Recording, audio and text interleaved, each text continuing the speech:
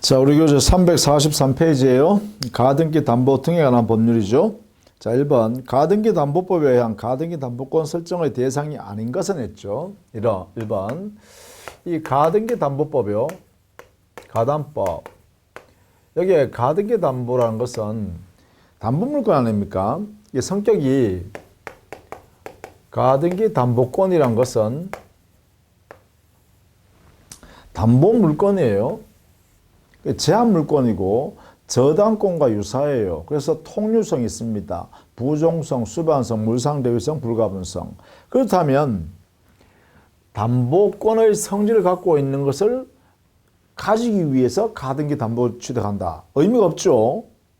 예컨대 여기에 예컨대 유치권을 취득하기 위해서 가등기 한다. 의미가 없어요. 질권을 취득하기 위해서 이거 불가능하죠. 가등기 한다. 저당권을 취득하기 위해서 가등기 담보한다. 말도 안 된다는 거죠. 그냥 유치권, 질권, 저당권을 취득하면 되는 것이지. 담보 목적을 취득하려고 그러면 그죠?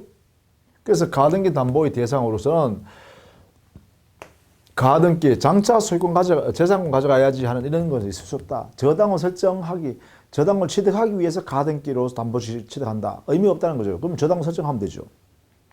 또요, 전세권도 마찬가지네요. 전세권도 담보권적 성격이 있잖아, 그죠? 전세권을 취득할 목적으로 가등기 담보권 설정할 수 없다. 이렇게 하겠죠. 그래서 가등기 담보권의 대상이 될 수 없는 권리는 이러한 것이 있어요. 이것은 가등기 담보, 즉 장차 취득할 목적으로 가등기 담보권을 행사할 수 없다. 대상을 삼을 수 없다는 거죠, 이런 것은. 그래서 답은 5번 이렇게 해야 돼요. 좀 알아두셔야겠죠. 자, 2번. 다음 중 가등기 담보 등에 관한 법률에 적용이 되는 경우는 했죠. 자, 가등기 담보 적용되는 건 기본적으로요. 돈 받을 권리가 있어야 되겠죠. 그리고 가등기 담보권 설정하기로 설정 계약을 하고 그 다음에 가등기를 합니다. 가등기 담보를 한다면 만약에 양도담보 한다면 양도담보 설정 계약하고 여기에 소유권 이전 등기하는 거죠. 여기는 양도담보 설정하는 계약을 하고 그 다음에 소유권 등기 이전합니다. 이렇게 소유권 등기를 이전합니다. 이게 가등기 담보권이 될 것이고 이게 양도담보권이 되겠죠. 이렇게 하는 거예요. 이렇게 하고 다만 돈을 받기 위해서 하는 거니까 피담보 채권이 있어야 되는데 자, 그러면 보시다시피요. 여기에 등기를 하잖아요. 그러면 대상물은, 물건은 원칙적으로 부동산이어야 되겠고 아니면 준부동산인 동산이 되겠죠. 동산은 동산인데 예외적으로 인정됩니다. 여기는 뭐 예컨대 자동차라든지 항공기라든지 건설기계라든지 뭐 선박이라든지 뭐 이런 것이 여기에 들어갈 수 있어요. 여기에 예외적이죠. 그 다음에 여기 채권은요. 자, 여기에 이제 중요해요. 판례가 소비대차에서 발생한 채권. 조금 더 확대하더라도 준소비대차 상에 나타난 채권. 요게 여기에 피담보 채권 될 수 있고 그 외에요. 대금 채권 안 된다 했어요. 이런 것을 목적으로 해서 이 법이 적용 안 된다는 거예요. 가등기 담보 등의 법률이. 이렇게 있다는 거죠. 그 다음에 요 채권 있죠. 그러니까, 돈 빌린 사람이 차용액, 돈 빌린 금액과 거기에 이자 합친 금액을 이 당의 목적물의 가치가 초과돼야 돼요. 물건의 가치가, 차용액, 돈 빌린 금액, 그리고 여기에 이자 붙이는 금액 있죠. 이 금액을 초과하는 물건의 가액이어야 됩니다. 이런 물건의 가액. 이렇게. 이럴 때만 이 법이 적용돼요. 이런 게 제한되어 있는 거죠. 이렇게 제한. 그러면 여기서 답을 찾을 수 있겠죠. 이제. 적용되는 것은 1번 보세요.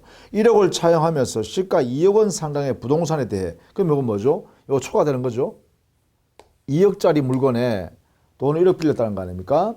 부동산에 대해서 대물 변제 예약을 하고 가등기 했다. 이거죠. 가등기 왜 해줬냐? 돈을 받기 위해서, 돈 빌리는 것을 갖기 위해서 가졌다는 거지 않습니까? 그래서 다 됐네요. 그죠? 2번의 경우는 매매해서 매매 대금 채권이죠. 여기가 안 되죠. 3번은 1,000만을 차용하면서 2,000만원 상당의 고려천자를 양도했다. 고려천자는 여기 안 들어가잖아요. 물건에. 그 다음 4번은 1억 원을 차용하면서 3,000만원 상당한 부동산. 그러면 이거 아니죠? 이래 돼 있죠? 여기 1억 원 빌렸는데 3,000만원짜리 물건을 주기로 했잖아요. 이렇게 되죠? 저는 안 된다. 그죠? 그 다음에 5번에 3억을 차용하면서 이미 2억 원 채무에 대한 저당으로 설정된 4억 상당의 부동산. 그런데 사실은 4억짜리 부동산이지만 이미 2억 원의 채무가 앉아있는 부동산이죠. 그러면 그 가치, 물건의 가치는 2억짜리밖에 안 되잖아요. 그럼 여기에 2억인데, 돈 빌리는 것은 2억인데, 여기는, 물건의 가치는 2억인데, 돈을 얼마 빌렸어요? 3억이잖아요. 그럼 이렇게 되죠, 이렇게. 이렇게. 그러면 적용 안 되죠. 자, 이런 내용이 이렇게 판단할 수 있는 근거가 되겠네요. 그죠? 자, 그 다음에 3번. 가등기 담보에 관한 설명으로 틀린 것은 있는데, 가등기 담보권 1번, 피담보 채권과 분리하여 양도하지 못한다. 자, 가등기 담보권도요, 당연히 뭐였어요, 이게? 이게 제한 물건에 전지를 한다 했어요. 그리고 저당권과 유사하다 했습니다. 이 말은 담보 물건으로서 통유성이 있다 이 말입니다. 그래서 부종성, 수반성이 적용되는 거죠. 옳다. 2번.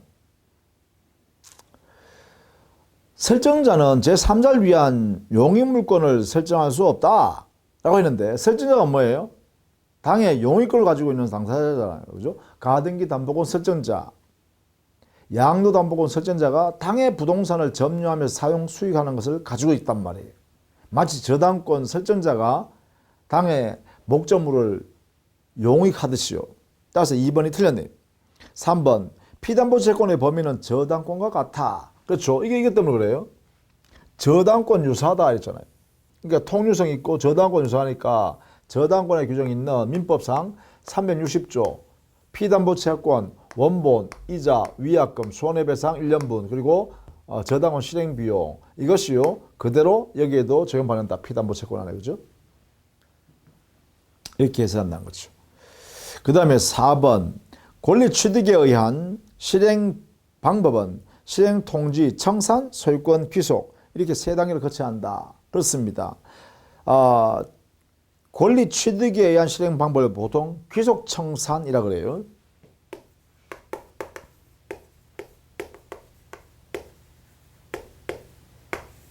귀속 청산. 이 귀속 청산은 반드시 청산 절차를 경유해야 돼요.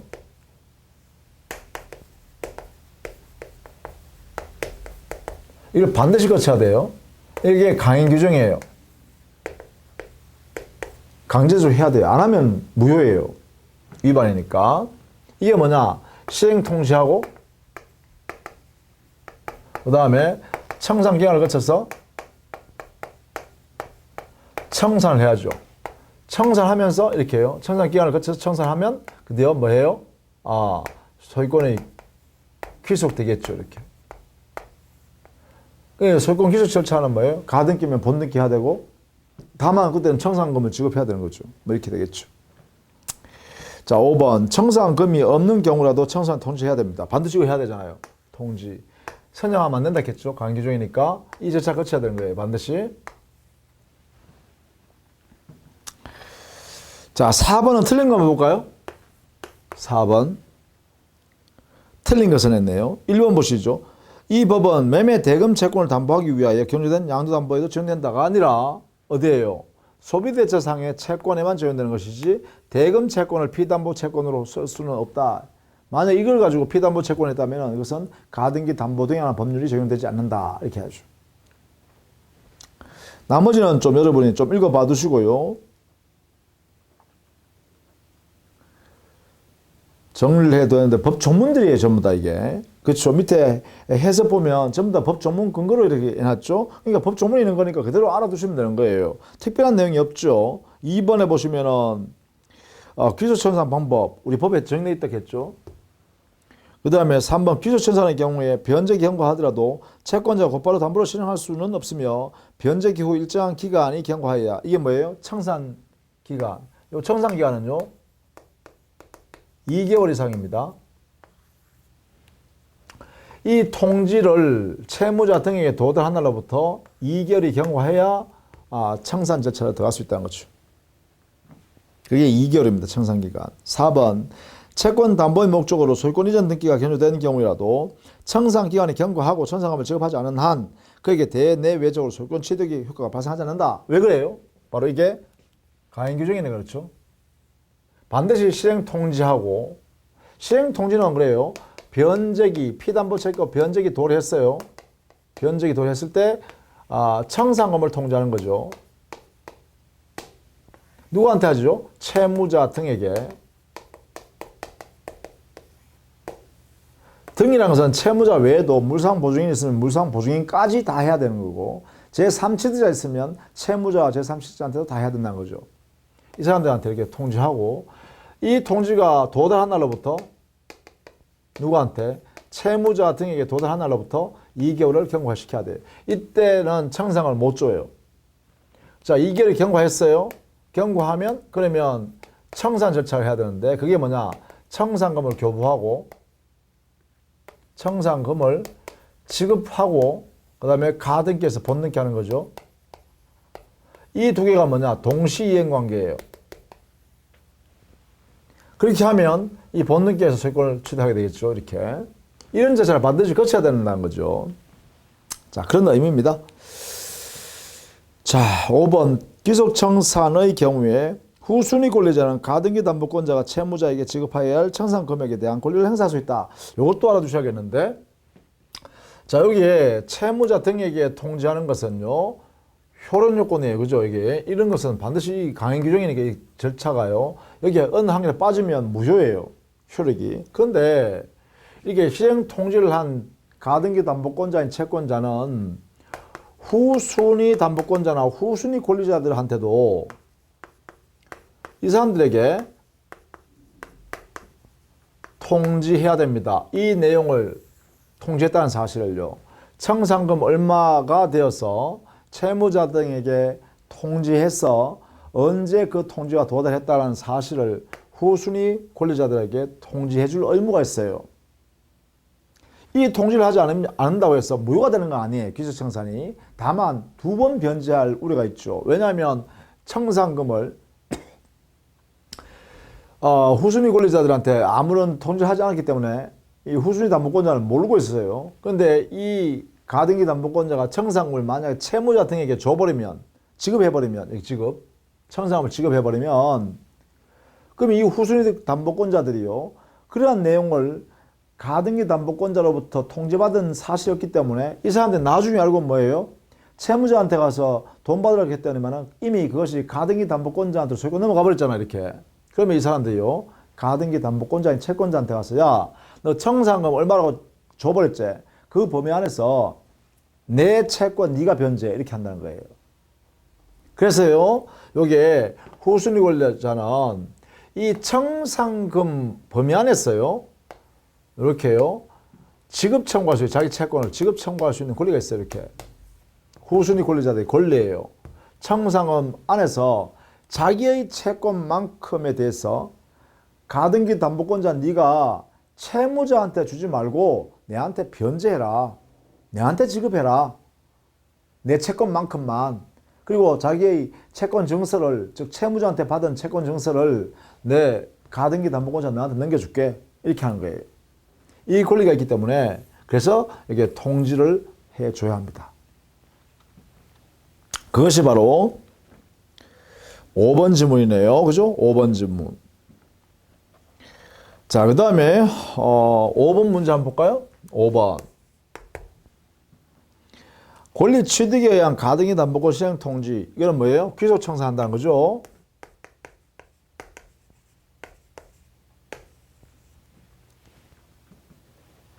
이런 경우에 틀린 것을 냈네요. 자, 틀린 것만 보겠습니다. 일단 3번 보시죠. 목적 부동산의 채권자의 주관적 평가액이 객관적인 평가액에 미치지 못하는 경우에는 실행 통지로서의 효력이 없으므로 천상기한은 진행하지 않는다 했는데, 자, 여기에 설명을 또 붙일게요. 자, 여기 기술청산 여기 있죠. 3번 문제에서요. 여기 있어요. 이 실행 통지할 때 그 주된 대상이 채무자 등에게 청산금을 알린다 했죠. 그러면 이 청산금 산정을 어떻게 하냐? 청산금 산정은 당해 부동산의 가액에서 자기 채권을 빼고 또 자기보다 선순위의 선순위 담보권자의 채권을 공제합니다. 이렇게. 자, 여기 반드시 선순위라는 걸 알아두셔야 돼요. 가등기 담보권자의 순위보다가 선순위에 있는 저당권자가 있다면 또는 근저당권자가 있다면 그분의 채권을 공제합니다. 고려하도록 해놨어요. 이렇게. 우리 법에는 고려하여야 한다. 이 말은 뭐냐? 공제해라. 이건 자기가 인수하는 거예요. 마찬가지죠. 자, 그러면 여기에 가액을 산정해야 될 거 아니에요. 그죠? 부동산의 가액을 산정한 다음에 이걸 공제해야 될 거 아닙니까? 그러면 이 가액을 어떻게 평가하냐? 여기에 대해서 우리 판례는요, 주관적으로, 즉 가등기 담보권자인 채권자가 주관적으로 평가해도 무방하다 이렇게 했어요.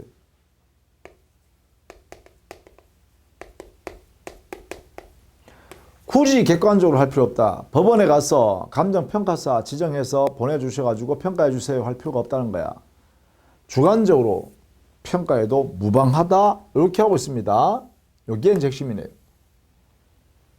청산금 산정. 그래서 3번이 틀린 거예요. 자, 1번 통지의 상대방인 채무자 등이 수인이면 다 해야 돼요. 그렇지 않으면 무효예요. 2번 청산금의 평가액과 이를 산출하기 위한 근거로서의 통지 당시의 목적 부동산의 평가액과 평가를 이게 뭐예요? 360조 규정된 가액을 이게 다 명시해야 되죠. 당해 각각 부동산마다. 그 다음에 4번 부동산이 둘 이상일 때는 그래요. 각 부동산의 소유권 이전에 의하여 소멸시키려고 하는 채권과 비용을 각각 통지해줘야 돼요. 이 부동산에 내가 얼마 변제받고 이 부동산에 얼마 내가 변제받는다. 이렇게 각각 통지해줘야 돼요. 보통 4번의 의미는 공동 가등기 담보권자가 되겠죠. 4번요. 공동 가등기 담보권자.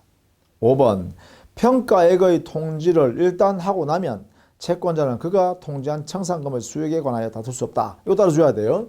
요게 이 청산금을 이렇게 해서 산정할 거 아닙니까? 이렇게 채무자에게 통지하기 위해서요.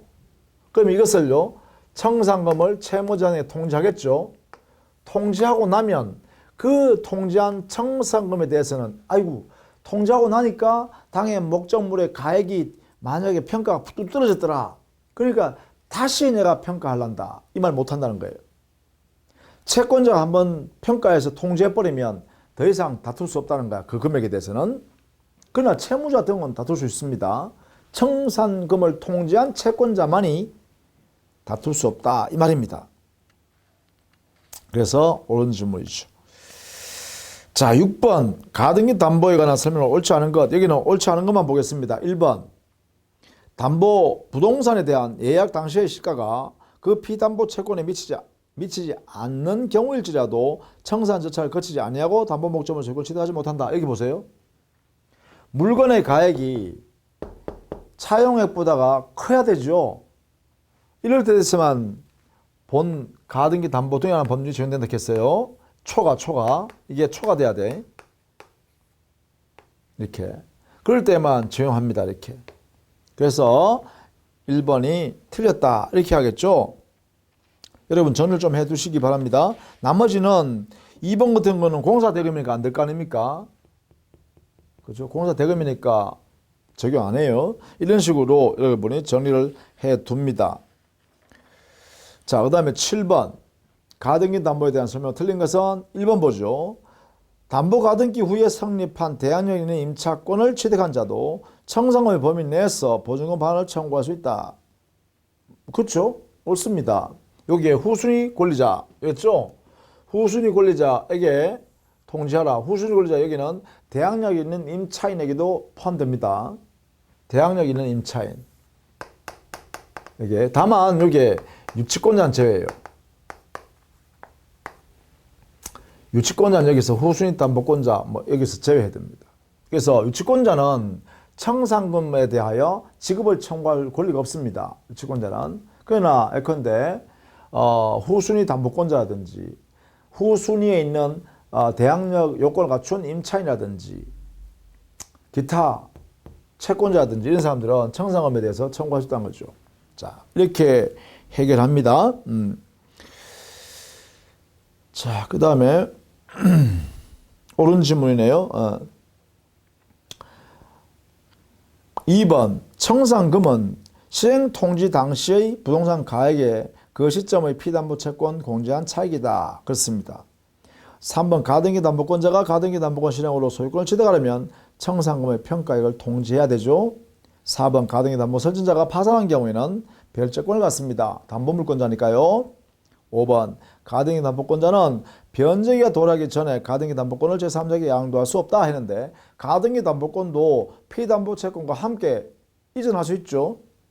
부종성 수반성이 있다 했잖아요. 수반성이 있다는 것은 뭐예요? 피담보 채권 돈 받을 권리를 함께 가등기 담보권도 다른 사람한테 양도할 수 있다는 것입니다. 처분하는 거죠. 그래서 5번이 틀렸네요. 자, 8번 가등기 담보에 관해서 틀린 것은 이것도 틀린 것만 보죠. 5번 후순위 권리자는 청산기간 내에 하나여 청사 부동산 목적 부동산의 경매를 청구할 수 있고 이때 피담보 채권을 변제에 도래해야 한다 했는데 이것도 중요하네요. 자, 여기 후순위 담보권자예요. 예를 들게요. 후순위의 담보권자는 여기에는 청산기간 2개월 요 2개월 있죠? 요 2개월 내에서는요 경매 신청권이 있습니다. 누구한테 있다고요? 후순위 담보권자한테요. 후순위 담보권자는 여기에 청산기간 2개월 내에는 자기의 담보권에 의해서 경매권을 행사합시다. 이걸 인정한다는 거예요. 경매권 행사자. 경매권 행사 가능해요. 이때 이 후순위 담보권자의 자기의 채권이 변제기에 도래하지 않아도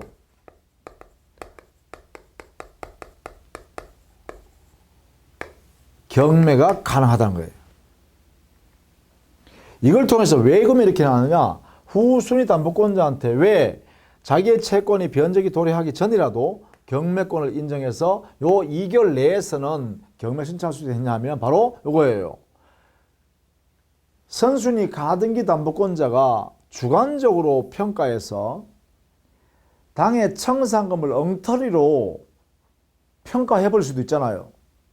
그렇게 되면 이 후순위 담보권자는 청산금 돈 여기서부터 자기 채권을 회수해야 되는데 근데 청산금이 엉터리로 해버리니까 변제를 못 받는 우려가 있다는 거예요. 이 주관적 평가 때문에. 그래서 어떻게 하냐? 이렇게 경매 신청권을 요 청산기간 2개월 내에는 임의적으로 행사할 수 있도록 해준다는 것이죠. 그래서 우리 이 법에다가 가등기 담보 등이라는 법률에다가 변제기 도래하기 전이라도 경매 신청을 할 수 있다 이렇게 놨어요. 자, 이게 대단히 중요한 조문이기도 하다 이렇게 정리할 수 있겠죠? 꼭 알아두셔야겠습니다. 자, 그 다음에 9번인데요. 9번은 여러분 충분히 풀어볼 수 있는데 그 중에 옳은 거 됐죠. 1번 공사대금 채무를 담보하기 위해서는 이 법이 적용 안 된다. 요거 때문에 그렇죠. 2번 청산금을 지급할 필요 없이 청산 절차가 종료된 경우 그러면 어떻게 돼요? 그때부터 담보 목적물의 과실수치고는 채권자에게 소속한다? 아니죠. 청산금을 지급할 필요 없이 청산 절차가 종료됐다 라고 했는데요. 자, 이 말은 뭐냐면 청산금이 존재하지 않는다, 없다라고 통지했다는 거예요. 그리고 2개월 경과했다는 거예요. 그러면 그 다음에는요, 청산금 지급할 필요가 없죠. 그러면 어떻게 되나요? 본능기 바로 해버릴 수 있잖아요. 그죠? 그러면 이렇게 되겠네. 청산할 필요 없이 청산 절차가 완료되었다 라고 한다면 청산금 줄 내용이 없다고 통지했는데 채무자 등도 이의를 제기하지 않고 그냥 이렇게 다 종료되어 버렸다는 거예요. 그렇다면 당연히 뭐예요? 그때부터는 이 가등기 담보권자가 이제는 소유자가 되어버리잖아요. 그러니까 그때부터는 담보 목적물로도 발생하는 과실은 가져갈 수 있겠네요. 따라서 2번은 옳은 질문이다 이렇게 하겠네요. 그죠? 자, 3번 가등기 담보의 채무자는 귀속 청산과 처분 정산 중 하나를 선택할 수 있다 했는데 우리 법상으로는 뭐만 있다 했어요? 귀속 정산 또는 귀속 청산해도 좋습니다. 귀속 정산 또는 귀속 청산만 인정됩니다. 처분 정산은 뭐냐? 가등기 담보권자나 양도 담보권자가 자기 멋대로 처분해버린 거, 팔아버린 거예요. 그것은 우리 법에는 인정하지 않는다. 4번 가등기 담보입니다. 담도가 아니고 담보의 채무자의 채무 변제기와 가등기 말소는 동시에 관계에 있다. 자, 이게는요. 채무 변제가 선이행 의무고요. 그 다음에 가등기 말소 의무입니다. 후이행 의무죠. 선후 관계입니다. 5번 담보 가등기 후의 저당권자는 청산기간 내라도 저당권의 피담보 채권 도래하기 전에 담보 목적의 부동산을 경매 청구할 수 있죠. 이거잖아요. 그죠? 후순위 저당권자는 자기의 채권이 변제기 도래하지 않았더라도 경매 신청을 청산기간 내 2개월 내에는 행사할 수 있다 해야죠. 이게요. 그렇게 정리를 해 두셔야겠습니다. 그 다음에 가등기 담보에 관한 틀린 것인데요. 10번 문제 볼까요? 여기도 10번 5번 질문만 보겠습니다. 5번 질문. 나머지는 우리가 쭉 살펴볼 수 있으니까 여러분 정리하시고요. 5번 부동산 담보를 설정하기 위한 등기 비용은 특약이 없는 한 담보권 설정자인 채무자가 부담한다 이러는데 이게 판례가요. 채권자의 부담으로 해라 이렇게 판시하고 있어요. 그래서 5번이 틀렸다라는 것입니다. 오늘 판례 때문이니까 여러분 숙지를 좀 하라고 제가 설명드리는 거예요.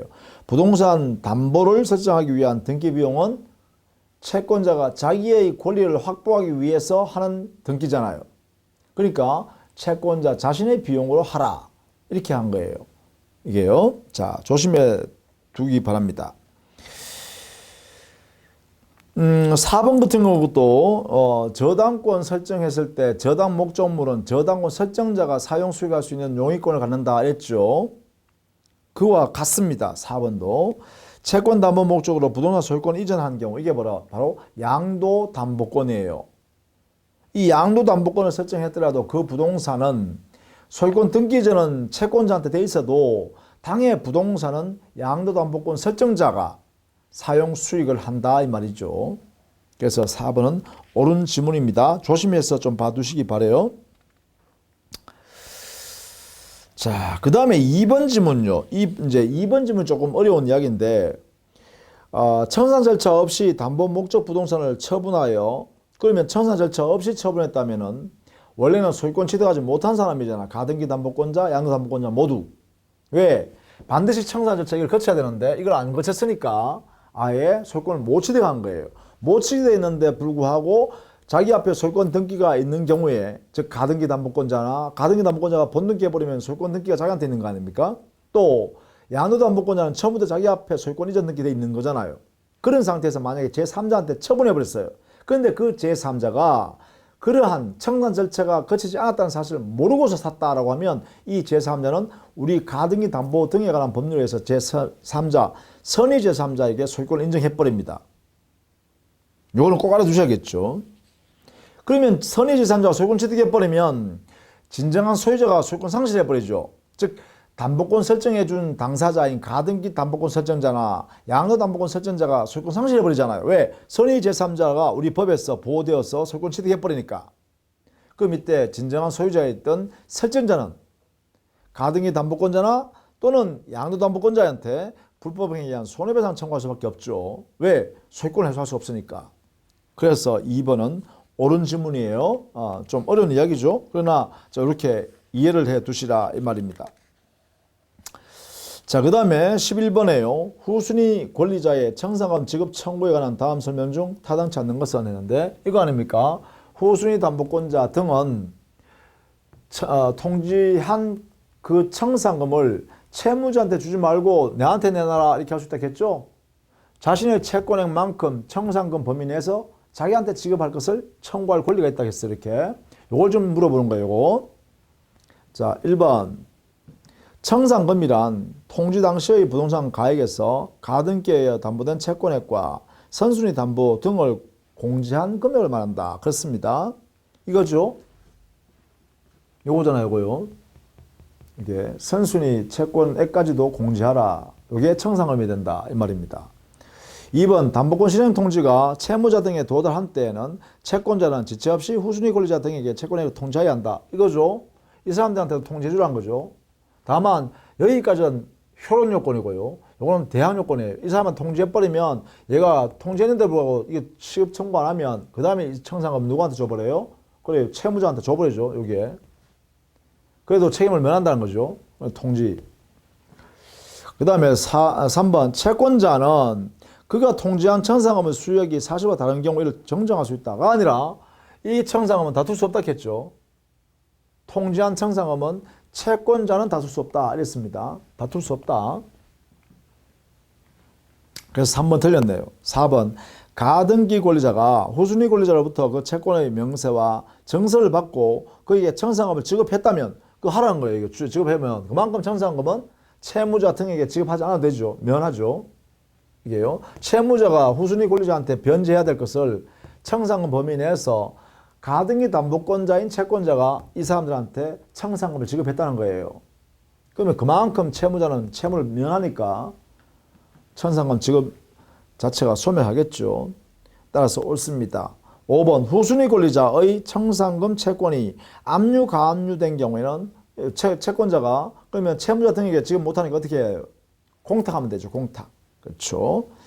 공탁함으로써 청산금 지급 채무를 지급한 것으로 간주합니다. 자, 그 다음에 12번요. 가등기 담보의 특유한 소멸 원인인 채무자의 가등기 말소 청구권에 관한 설명이 다 틀린 것은 이건 뭐냐면 이런 이야기예요. 자, 그게 12번.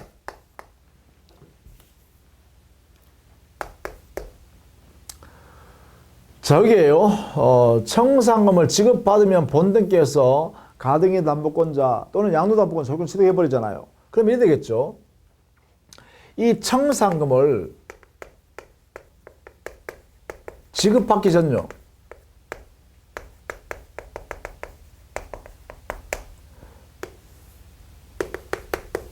수령 전까지요. 누가? 채무자 등이. 자, 청산금을 지급받기 전까지, 즉 수령하기 전까지요. 수령 전까지 채무자 등은 채무 전액을 변제할 수 있습니다.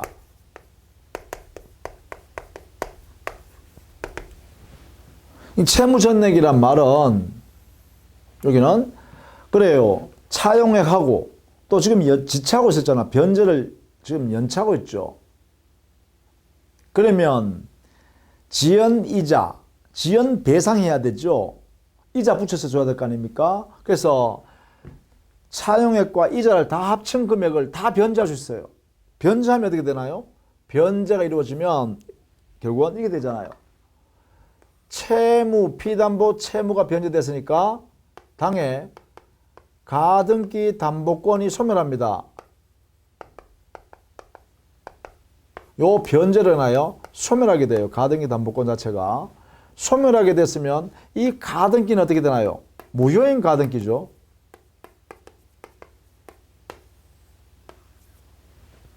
무효 가등기인데 채무자 소유 부동산이나 아니면 물상보증이나 제3자의 소유 부동산에 가등기가 더 무효인 가등기가 존재하죠. 그러니까 채무자 등은 무효인 이 가등기를 뭐 할 수 있어요? 말소 청구할 수 있겠죠. 이 가등기에 대하여 말소 청구한다 이 말이에요. 이게 가등기 말소 청구예요. 이때 이 말소 청구권은 물권적 청구권입니다. 왜 물권 청구냐면 채무자 등이 바로 당의 부동산의 소유자잖아요. 그래서 물권 청구권인 말소 청구권을 행사할 수 있다 이런 이야기입니다. 이렇게. 이게 이제 이야기하는 거예요. 요 말소 청구권을 지금 물어보는 거죠. 요게 12번 문제예요. 12번 문제. 자, 볼까요? 1번. 청산금 채권을 변제받을 때까지. 그렇죠? 말소 청구할 수 있다. 그죠? 변제받을 때까지 먼저 변제받으면 되니까요. 2번. 청산금이 없는 경우에는 채권자는 청산기간의 경과로 목적 부동산의 소유권을 취득함으로 말소 청구를 할 수 없다. 이러는데 아니죠. 청산금이 없는 경우라 하더라도 뭐예요? 자우지가 먼저 채무를 변제하면 되는 거죠. 변제해버리면 말소 등기 청구권을 여전히 행사할 수 있는 거죠. 따라서 2번 틀렸습니다. 3번. 채무자가 채무액을 채권자에 지급하여야 말소 청구권을 행사할 수 있다. 그렇죠. 그게 왜 그래요? 바로 채무전을 변제함으로써 가등기 담보권이라는 담보권이 소멸되기 때문에 그래요. 4번. 변제기가 경과한 때로부터 10년이 경과하거나 선의 제3자가 소유권을 취득한 때는 말소 청구를 할 수 없다. 요 4번 지문이 또 예외예요. 알아두셔야 되는 거죠. 자, 이렇게 말소 청구권을 행사할 수 있는데 요 말소 청구권에 청구권이 인정되지 않는 경우가 있어요. 말소 청구를. 말소 청구할 수 없는 예외가 있다 이 말이에요. 그게 뭐냐? 두 가지예요. 하나는 당의 피담보 채권, 요 채무 있죠, 채무. 요 채무 변제기 경과해 버렸어요. 변제기가 지난 후 10년이 경과했다. 변제기 지난 지 10년이 넘었다 이 말이에요. 두 번째는요, 선의 제3자가 소유권 취득한 경우예요.